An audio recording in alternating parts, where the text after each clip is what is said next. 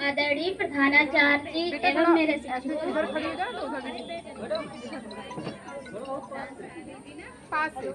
आदरणीय प्रधानाचार्य जी एवं मेरे शिक्षकों एवं मेरी छोटी बड़ी बहनों, आप सबको स्वतंत्रता दिवस की हार्दिक शुभकामनाएं।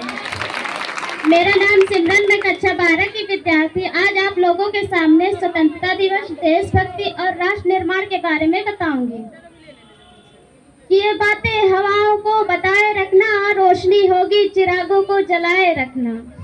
ये बातें हवाओं को बताए रखना, रोशनी होगी चिरागों को जलाए रखना। या उन बातों की हिफाजत की थी हमने, या उन बातों की हिफाजत की थी हमने, सदा इस तिरंगे को दिल में बसाए रखना, सदा इस तिरंगे को दिल में बसाए रखना। जैसा कि आप सभी जो लोग जानते हैं कि आज भारत का 78वां स्वतंत्रता दिवस का जश्न मनाने के लिए हम सभी यहाँ आज इकट्ठा हुए हैं और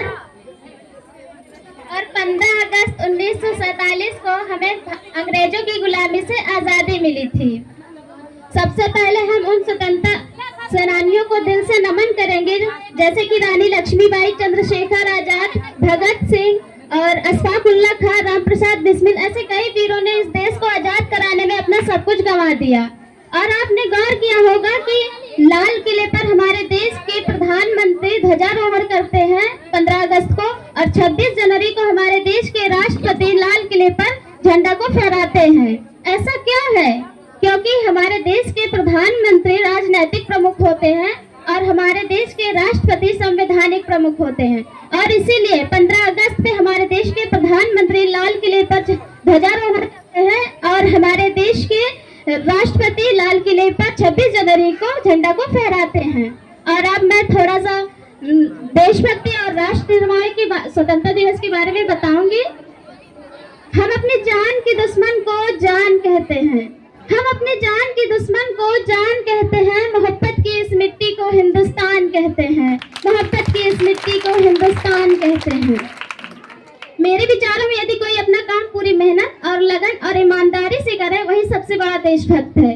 मैं नहीं मानती कि फेसबुक और इंस्टाग्राम और व्हाट्सएप की डीपी 3 रंग में रंगना ही देशभक्ति है। और यदि आप कहेंगे कि साल में 2 बार हाथ में तिरंगा ले लेना ही देशभक्ति है, तो मैं पूछना चाहूंगी, फुटपाथ में वो बच्चा ट्रैफिक की छांव में नंगे पांव में जब हाथ में तिरंगा लेकर बेच रहा होता है, तो क्या आप इसकी देशभक्ति कहेंगे?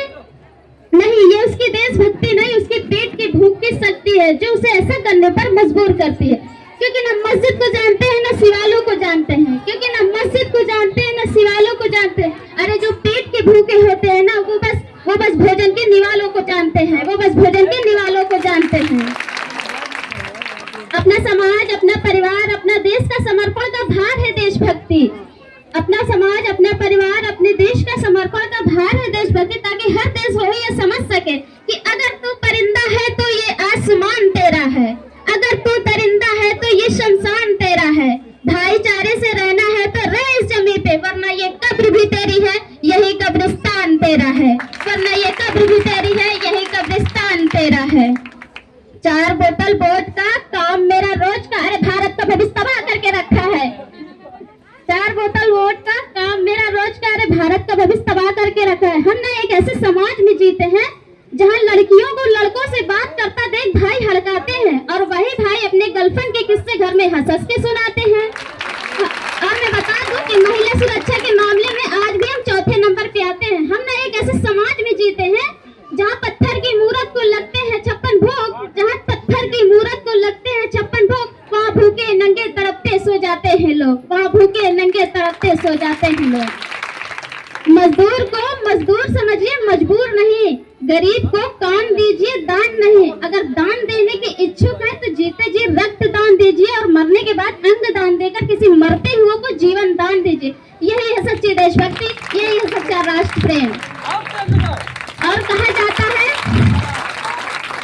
जाता है हम दुनिया के सबसे बड़े लोकतंत्र हैं, जहाँ हिंदू पैदा होते हैं, मुस्लिम पैदा होते हैं, सिख ईसाई भी पैदा होते हैं, लेकिन बदकिस्मती यह है कि अब इंसान पैदा नहीं होते हैं, लेकिन बदकिस्मती यह है कि अब इंसान पैदा नहीं होते हैं। मेरे विचारों में ना हिंदू की जरूरत है ना मुस्लिम की जरूरत है, मेरे विचारों में ना हिंदू की जरूरत है ना मुस्लिम की जरूरत है।